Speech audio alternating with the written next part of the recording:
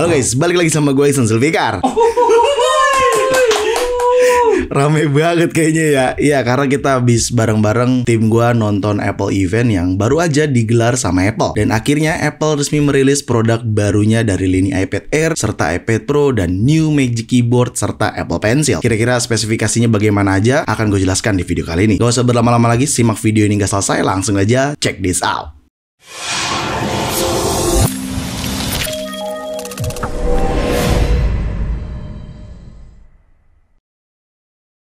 Oke, akhirnya Apple resmi merilis produk barunya dari lini iPad Air, serta iPad Pro, Apple Pencil Pro, dan Magic Keyboard terbarunya. Jadi baru aja semalam, tepat jam 9 malam, Apple menyelenggarakan Apple event, dibuka langsung dari bos langsung atau dari abang Tim Cook langsung di opening. Jadi sungguh sangat menarik sekali produk lini iPad ini. Kita tahu, gua pun pribadi udah bahas lini-lini iPad sebelumnya, mulai dari iPad 10, iPad mini 6, iPad Air 5, dan bahkan iPad Pro. Nah, sekarang ada generasi terbarunya dari lini iPad, dimulai dari iPad Air generasi terbaru. Di lini iPad Air terbaru ini tagline-nya Fresh Air. Memang kita lihat secara iPad Air ini tidak disebutkan nama generasinya, melainkan cuman iPad Air saja, tidak ada iPad generasi 6 seperti sebelumnya, yaitu iPad Air 5 dengan model yang diperbarui sama Apple, di mana memiliki dua varian model, 11 inch dan 13 inch untuk lini iPad Air-nya. Ditambah varian warna juga. Sebenarnya kalau gua pribadi sih, varian warna nggak terlalu jauh beda sama varian warna iPad Air generasi sebelumnya, di mana adanya warna blue, purple, starlight, dan space gray. Memang dari segi model sangat terlihat Apple mengupgrade dibanding iPad Air 5, di mana iPad Air 5 masih menggunakan 10,9 inch, tapi iPad Air yang terbaru ini dengan 11 inch, dan juga ada yang lebih besar lagi variannya, yaitu 13 inch. Tapi sayangnya menurut gue dari segi desain iPad Air ini nggak terlalu jauh beda, baik desain bagian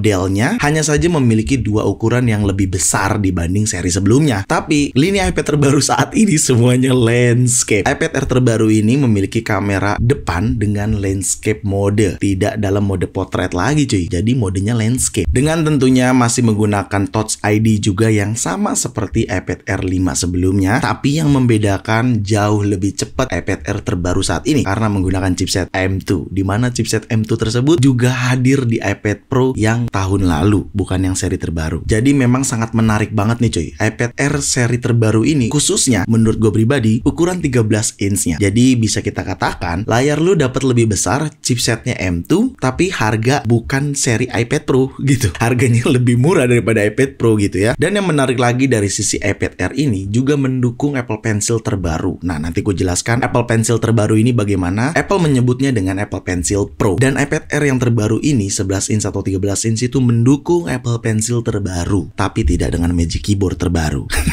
Nanti gue jelasin Magic Keyboardnya ya, sabar. Pada saat Apple event saat ini, Apple membandrol harga untuk iPad Air dengan berbeda harga setiap variannya. 11 inch ada di harga $599 US. Lalu untuk 13 inch-nya ada di harga $799 US. Jadi untuk harga itu berbeda antara ukuran, baik 11 inch ataupun 13 inch. Dan iPad Air ini sudah bisa kalian order hari ini, akan available di seluruh Apple Store di minggu depan. Seperti itu. Next, kita ke pembahasan selanjutnya. Pada saat Apple event juga memperkenalkan new iPad Pro terbaru. iPad Pro terbaru ini dengan tagline Thin Possible. Akhirnya Apple mereduce ukuran lagi di lini iPad Pro, karena memang iPad Pro yang saat ini atau iPad Pro seri terbaru hanya memiliki ukuran ketebalan di 5,1 mm aja. Jauh lebih tipis daripada iPad Pro yang gue gunakan saat ini juga. Dan bagian layarnya juga menggunakan teknologi Ultra Retina SDR display, di mana memiliki 1000 nits untuk full screen brightness-nya, 1600 nits peak HDR brightness, serta hadirnya ProMotion 120 Hz. Lalu iPad Pro ini memiliki ukuran dua varian juga, yaitu 11 inch dan 13 inch. Sepertinya seragam ya antara iPad Air dengan iPad Pro, tapi yang membedakan yaitu displaynya memiliki ProMotion 120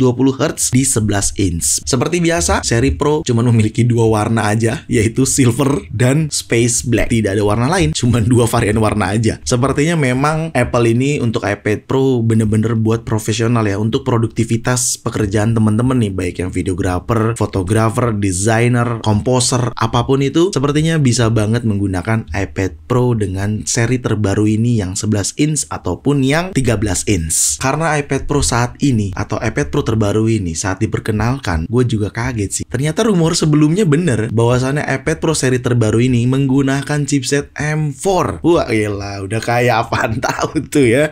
Kayak main PUBG aja ada M4. Tetapi bagi gue mungkin chipset M4 ini setara dengan chipset M3 Pro yang ada pada seri lini MacBook. Kalau misalkan disandingkan antara M3 dan M4 mungkin berbeda, tapi kalau misalkan M4 ketemu M3 Pro sepertinya sama kecepatannya. Karena memang Apple juga mendeskripsikan dengan chipset M4 ini lu bisa mengerjakan semua pekerjaan lo, baik yang desainer, yang videographer, yang komposer musik. Karena memang di lini iPad Pro ini hadirnya juga aplikasi terbaru yaitu Logic Pro. Setelah Final Cut Pro, hadirnya Logic Pro untuk seri iPad dan Final Cut kamera. Ya, itu sepertinya lanjutan aplikasi dari Final Cut Pro. Tapi ini khusus Final Cut kamera. Tapi menurut gue ada hal yang perlu gue garis bawahin di sini karena bagian kamera belakang iPad Pro ini. Sepertinya Apple memang sudah menyadari dan gue juga sepakat kalau fungsi kamera pada lini iPad Pro tuh nggak terlalu berguna. Yang penting chipsetnya ngebut, fitur-fiturnya lengkap. Ya, gue pribadi menggunakan iPad Pro selama sejauh ini sekitar hampir setengah tahun mungkin ya. Mungkin kurang dari setengah tahun, dipakainya cuma buat ngedit dan lain sebagainya. Tidak untuk foto-foto ataupun bikin instastory gitu ya menggunakan iPad, kayaknya enggak juga ya. Jadi Apple sepertinya memangkas lini kamera yang ada pada iPad Pro dengan single kamera tapi dibekali dengan fitur LiDAR yang ada pada iPad Pro terbaru ini. Dengan spesifikasi kamera 12 megapiksel kamera aja, dimana mendukung 4K video juga pada kamera iPad Pro tersebut. Dan lagi-lagi iPad Pro ini juga menggunakan kamera depan dengan mode landscape, tidak portrait lagi. Jadi sudah seragam mulai dari iPad 10, hanya saja yang ada di website Apple iPad mini 6 yang belum didiscontinue, sisanya didiscontinue sama Apple. Jadi cuman iPad mini 6 saja yang kameranya mode portrait. Kalau iPad 10, iPad Air terbaru baik 11 ataupun 13 inch, lalu iPad Pro dengan 11 inch dan 13 inch-nya juga itu sudah menggunakan kamera depan dengan mode landscape. Jadi tidak ada portrait mode lagi. Dan ada satu hal yang menarik yang gue perlu garis bawahi di lini iPad Pro ini, karena USB-C-nya menggunakan USB-C connector with support for Thunderbolt USB-C 4, dimana kalau kalian menggunakan kabel yang dengan kecepatan 10 Gbps justru jauh lebih baik ini untuk mentransfer data ataupun bikin video yang langsung direct menyimpan ke SSD kalian kayak gitu. Lalu untuk varian storage yang diperkenalkan sama Apple untuk lini iPad Pro start dari 256GB, 512GB, 1TB dan 2TB.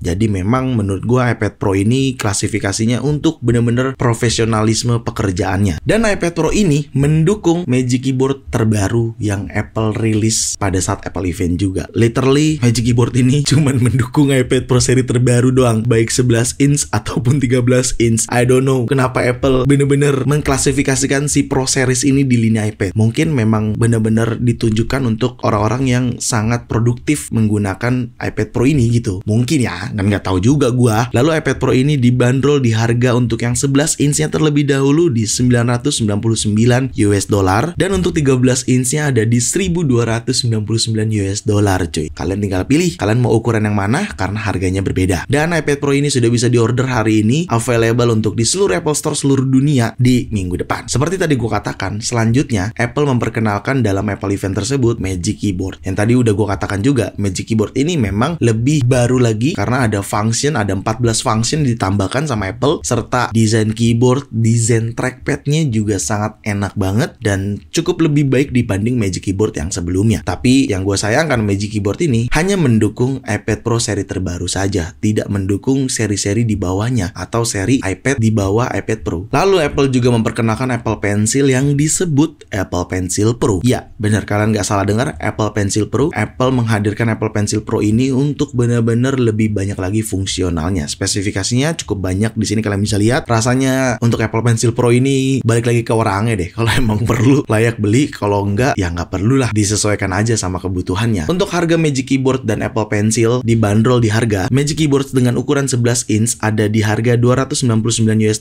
dan 13 inch-nya ada di $3.409. Lalu Apple Pencil Pro-nya dibanderol di harga $129. Oke, terakhir seperti tadi gue katakan di awal, tidak ada lanjutan iPad Air, ya udah iPad Air terbaru disebutnya, atau dikatakan kalau Apple sih nulisnya iPad Air dengan chipset M2. Tidak tidak ada iPad Air 6. Kalau sebelumnya kan iPad Air 5 tuh. Tidak dibikin iPad Air generasi 6, enggak, iPad Air dengan chipset M2. Begitu juga dengan iPad Pro. iPad Pro tidak ada generasi sebelumnya, tidak dilanjutkan. 11 inch harusnya kan generasi 4 sebelumnya. Sekarang harusnya generasi 5. Tapi sama Apple diganti jadi iPad Pro 11 inch dengan chipset M4. Yaitu tertulis di laman website resminya Apple bagian compare. Jadi Apple tidak meneruskan generasi lanjutan, hanya menggunakan chipset yang ditanamkan pada produk tersebut. Seperti itu. Ya, setelah itu Apple event ya udah selesai sampai situ aja. Tidak ada iPhone SE 4.